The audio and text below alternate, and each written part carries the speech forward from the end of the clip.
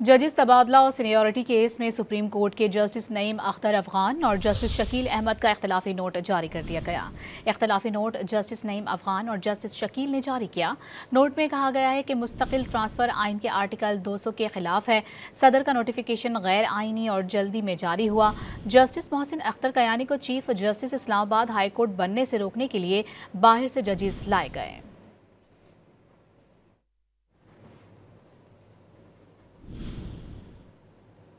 जजिस तबादला और seniority case में सुप्रीम कोर्ट के जस्टिस नईम अख्तर अफगान और जस्टिस शकील अहमद का इख्तलाफी नोट जारी कर दिया गया।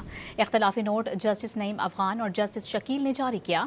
नोट में कहा गया है कि मुस्तकिल ट्रांसफर आइन के आर्टिकल 200 के खिलाफ है।